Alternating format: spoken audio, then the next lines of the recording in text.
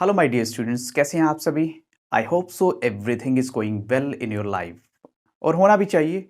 लेकिन आज जैसा कि आप जानते हैं होली का त्यौहार है, तो मैं सभी को शुभकामनाएं देता हूं होली के फेस्टिवल के लिए। लेकिन उन बच्चों को और भी ज़्यादा एनकरेज करना चाहूँगा जो फेस्टिवल के होते हुए भी अपनी बुक्स के साथ लगे हुए हैं, क्योंकि उनको लगता है कि कल वाइवा होने वाला है और वाइवा की तैयारी बहुत ज़रूरी है।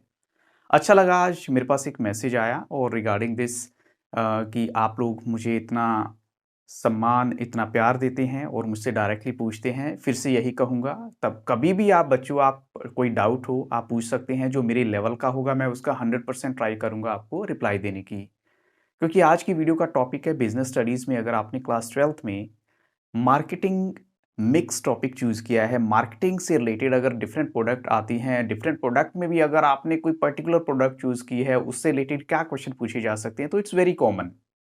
आपको सबसे पहले मैं बता देना चाहता हूँ कि आपने वहाँ जाकर करना क्या है। तो पहले आपका डाटा तैयार है, मैंने फ़ाइल देख लिया जो आपने मुझे व्हाट्सएप किया, फ़ाइल बिल्कुल ओके है, बहुत अच्छी फ़ाइल है।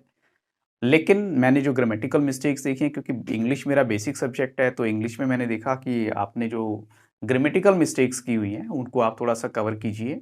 कुछ बेसिक्स वीडियोज़ हैं, जो आपकी इंग्लिश को इम्प्रूव करने में हेल्प करेंगे। इस वीडियो के डिस्क्रिप्शन बॉक्स में वो भी लिंक मिलेगा आपको, आप देख सकते हैं वहाँ पर। आपने वहाँ जाने के बाद सबसे पहले तो जो भी टीचर्स बैठे होंगे उनको अच्छे से विश करना है, क्योंकि वहाँ आपको मिलेंगे आपके जो स्कूल टीचर हैं वो भी होंगे, उसके अलावा जो एक्सटर्नल टीचर होंगे जो आपका वाइवा लेने आए हैं वो भी होंगे। साथ में आपको मिलेंगे ऑब्जर्वर। ऑब्जर्वर एक और टीचर होता है जो सीबीएसई ने स्पेशली इसी पर्पज़ के लिए अपॉइंट किया है, ये देखने के लिए कि आप वाइवा कैसे देते हैं और पर्टिकुलरली ये देखने के लिए कि आप सेम पर्सन हैं या नहीं जिसका नाम वहाँ पर एनरोल्ड है। तो जैसा आपको मैं बता रहा हूँ वैसा आप करते जाइए, आपके 100% अच्छे मार्क्स मिलेंगे। 20 में से 20 आपको मिलने से कोई नहीं रोक सकता। सिर्फ आपने कुछ एक बेसिक बातों का जो बता रहा हूँ, जैसे कि आप क्या कीजिए, टीचर को विश करना है, विश करने के बाद जितना आपसे पूछा जाए उतना ही आपने रिप्लाई देना है, ज़्यादा रिप्लाई नहीं देना, कुछ भी एक्स्ट्रा नहीं बोलना आपने। वो भी आपको डिपेंड करता है, आप क्लास 12th में हैं तो इतने तो आप आपकी जो इमोशंस हैं वो डेवलप हो चुके होंगे, यू कैन ईज़िली जज जो आपके सामने वाला पर्सन है। But without wasting time start करते हैं मार्केटिंग से रिलेटेड जो भी आपका टॉपिक है उसमें क्या क्वेश्चंस पूछे जा सकते हैं। क्योंकि मैं इससे पहले वाली वीडियोस में आपको कुछ और बातें बता चुका हूँ, लेकिन मुझे लगा कुछ टॉपिक्स और हैं, कुछ ऐसे टॉपिक हैं जो अभी भी डिस्कस करने बाकी हैं। तो सबसे पहले लेता हूँ प्रोडक्शन कंसेप्ट। आपसे पूछा जा सकता है कि प्रोडक्शन कंसेप्ट क्या होता है? तो वहाँ पर आपने रिप्लाई देना है कि जब कोई कंपनी ये बिलीव करती है कि अगर जो गुड्स और सर्विसेज़ हैं वो चीप हैं, तो they can be made available at any place. ये आपको अपने रिप्लाई में वहाँ पर बताना है। ये प्रोडक्शन कॉन्सेप्ट होता है, अगर कोई गुड्स एंड सर्विसेज चीप होंगी तो उनको कहीं पर भी आप जो है अवेलेबल करवा सकते हैं। ऐसी प्रोडक्ट कॉन्सेप्ट की बात करें तो इसमें सिंपल सी एक बात आती है, प्रोडक्ट कॉन्सेप्ट का मतलब होता है बहुत अच्छी क्वालिटी का प्रोडक्ट। क्योंकि देखिए, आप किसी को सैटिस्फाई तभी कर सकते हैं अगर आपका जो प्रोडक्ट की क्वालिटी बहुत बेटर है एज़ कम्पेयर टू अदर्स।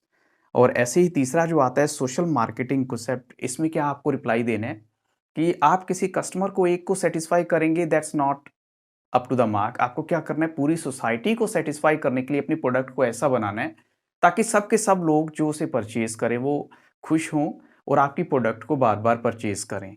अब जैसे मेरे पास एक मैसेज था वो मैं आपको बता दिया ऑलरेडी, और उसमें जो है ये पूछा गया है कि पेन, अगर पेन आपका टॉपिक है तो आपने पेन के ऊपर क्या क्या क्वेश्चंस करने हैं। आप देख सकते हैं स्क्रीन पर, थोड़ा सा मैंने डाटा मेंशन किया हुआ है।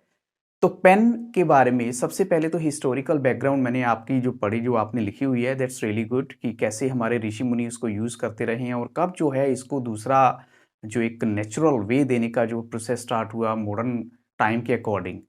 तो आपसे ये क्वेश्चन भी पूछा जा सकता है कि कब इसकी हिस्ट्री जो है, आपने 1380 कुछ ऐसी डेट मेंशन की हुई है। इसके बाद आपसे पूछा जाएगा, या मे बी, क्योंकि देखिए जो ऑब्जर्वर होगा, ऑब्जर्वर के साथ एक्सटर्नल है, उनके माइंड में बड़े सारे क्वेश्चंस होते हैं। They can ask you very simple questions कि आपका नाम क्या है, कहाँ से आए हो और आपने ये टॉपिक क्यों चूज़ किया।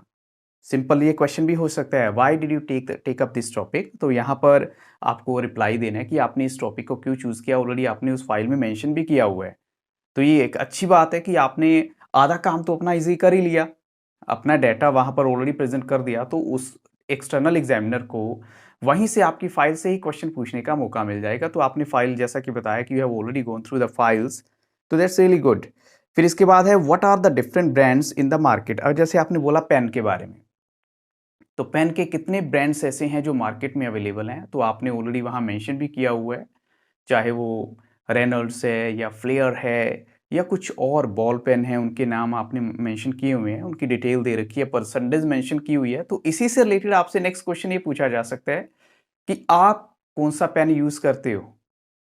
अब जब आपको ये पूछा जाएगा कि why do you use this pen, तो कंपैरिजन वाला क्वेश्चन भी आ जाएगा। What is good in your pen जो आप यूज करते हैं एज कंपेयर टू अदर्स। तो ये क्या होते हैं, जर्नल क्वेश्चन से सिर्फ आपको अपनी प्रेजेंस ऑफ माइंड दिखानी है। बच्चा कहां पर प्रॉब्लम में आता है, जब उसको अपने ही क्वेश्चन, अपनी फाइल से रिलेटेड डाटा का ही आंसर नहीं मालूम होता। जब आपने अपनी फाइल में ये सब चीजें मेंशन की हुई हैं, तो इसलिए मैं बार बार आपसे कहता हूं कि उस फाइल को गो थ्रू आप जरूर कीजिए, क्योंकि वो आज के टाइम में क्या होता है, बहुत सारे बच्चे ऐसे होते हैं जो फाइल बाहर से तैयार करवा लेते हैं और उनको ये तक नहीं पता होता कि यहाँ मेंशन क्या किया गया है। जैसे कि मेरे साथ भी हुआ कि मैं एक फाइल लेकर गया टीचर के पास कि ठीक है मेरे स्टूडेंट की है, इसको चेक कर दीजिए। उन्होंने कर दी चेक, क्योंकि वो करनी भी थी। लेकिन उन्होंने मुझे यही बात कही कि see this line is wrongly drawn, इस लाइन की जरूरत ही नहीं है, और इससे पहले एक फाइल आई थी उसमें भी सेम मिस्टेक थी। तो व्हाट डज इट मीन कि ये फाइल या तो उसी की कॉपी की गई थी या फिर ये फाइल सेम जगह से बनवाई गई थी जहां पर वो वाली फाइल भी आई होगी और वो मिस्टेक सेम टीचर ने पकड़ ली। तो ऐसे ही होता है, जो एक्सटर्नल एग्जामिनर होते हैं उनको आप अंडर एस्टिमेट मत करना, क्योंकि वो टीचर जो हैं बहुत सीबीएसई ने सोच समझ के अपॉइंट किए गए होते हैं, और एक ही झलक में, एक ही ग्लैंस में वो जज कर लेंगे कि आपकी मिस्टेक कहाँ पर है, और वहीं से रिलेटेड आपसे क्वेश्चन पूछा जाएगा। सो नेक्स्ट है आपका, मैंने आपसे पूछा था कि कौन सा पेन आप यूज करते हैं। नेक्स्ट है what kind of permission is required. जैसे सपोज आपने कुछ परमिशन वहाँ मेंशन की हुई है ऑलरेडी, वो बहुत अच्छा है। जैसे वहाँ पर आपने मेंशन किया है एक पेटेंट रजिस्ट्रेशन होता है या ट्रेडमार्क होता है, तो इस तरह की परमिशन रिक्वायर होती है। और उसका मेन पर्पस क्या होता है, मेन पर्पस क्या है कि आपको जो है एक सेपरेट आइडेंटिटी मिल गई उसमें, कोई आपकी उस चीज़ को जो है चुरा नहीं सकता, क्योंकि गवर्नमेंट के साथ, ऑफिशियल्स के साथ आपका जो है टाई अप हो चुका है, आपने उस प्रोडक्ट को ऑलरेडी मेंशन कर दिया है। फिर डिफरेंट प्रोडक्ट्स के कंपैरिजन भी आपसे पूछे जा सकते हैं, जितनी भी पेन से रिलेटेड मार्केट में हैं उनमें बताइए, या कॉमन आपसे ये भी क्वेश्चन पूछा जा सकता है कि what is the cost of this particular pen. तो अगर आपने अपना वो बताया कि मैं ये वाला पेन यूज करता हूँ या करती हूँ, और उसकी कॉस्ट आपको नहीं पता, तो दैट इज अगेन, इसलिए मैं कहता हूँ कि डोंट वरी, मार्क्स आपको अच्छे मिलने ही मिलने हैं। लेकिन प्रेजेंटेशन आपकी अच्छी होगी तो वो मार्क्स आपको फुल ही मिलेंगे। मार्क्स मिलना और फुल मार्क्स में थोड़ा सा यही डिफरेंस रहता है कि कहाँ आपको 19 देने हैं, कहाँ आपको 20 देने हैं। वो डिफरेंस सिर्फ आप ही क्रिएट कर सकते हैं, और वो तब जब आप हर क्वेश्चन का रिप्लाई आप अच्छे से देंगे। ऐसे ही मेरे पास एक और मैसेज आया था कि सीसीडी आपका टॉपिक है प्रिंसिपल्स ऑफ मैनेजमेंट के लिए। तो देखिए, अगर आपका टॉपिक सीसीडी है, कैफेटेरिया कॉफी डे, तो वहां पर भी इसके हिस्टोरिकल बैकग्राउंड, वैसे मैंने रिप्लाई दे दिया था आपको टेक्स्ट के थ्रू ही, लेकिन फिर भी यहाँ बता देता हूँ कि उसकी बैकग्राउंड आप देखिए वहां पर क्या पूछा गया आपसे। और सेकंड बात, जो डेटा आपने कलेक्ट करने के बाद फाइल में लिखा है, उस डेटा की आपको नॉलेज होनी चाहिए। ये सबसे बड़ी प्रॉब्लम यही होती है कि हम लिख तो लेते हैं कहीं से भी देखकर, but we hardly go through the data, और वही डेटा से रिलेटेड क्वेश्चन पूछे जाते हैं और बाद में हमें प्रॉब्लम होती है, हम उसका आंसर नहीं कर पाते। तो इसलिए आप सिर्फ उसी की हिस्टोरिकल बैकग्राउंड देखिए, कहाँ-कहाँ वो अवेलेबल हैं आज की डेट में, उसका क्या क्रेज़ है, लोग क्यों जाना पसंद करते हैं, सब चीज़ें होती हैं उसमें, क्यों ऐसा जो है उनको डेवलप किया गया है। एमएनसीज़ का एक बहुत बड़ा इसमें रोल है। बट एनीवे, मैं यही कहूँगा, फिर भी अगर आपको अच्छा लगा हो वीडियो तो लाइक ज़रूर कीजिएगा, शेयर और सब्सक्राइब करेंगे तो और भी अच्छा लगेगा। और साथ में किसी भी तरह का अगर आपको कोई प्रॉब्लम है इंग्लिश में, पॉलिटिकल साइंस में, हिस्ट्री में, ज्योग्राफी में, फिजिकल में, फाइन आर्ट्स की भी सीरीज़ मैं ऑलरेडी स्टार्ट कर चुका हूँ। बहुत जल्द आपको जो है राजस्थानी स्कूल ऑफ आर्ट की कुछ वीडियोस देने वाला हूँ, जो डिफरेंट स्कूल्स हैं उसमें उनसे रिलेटेड।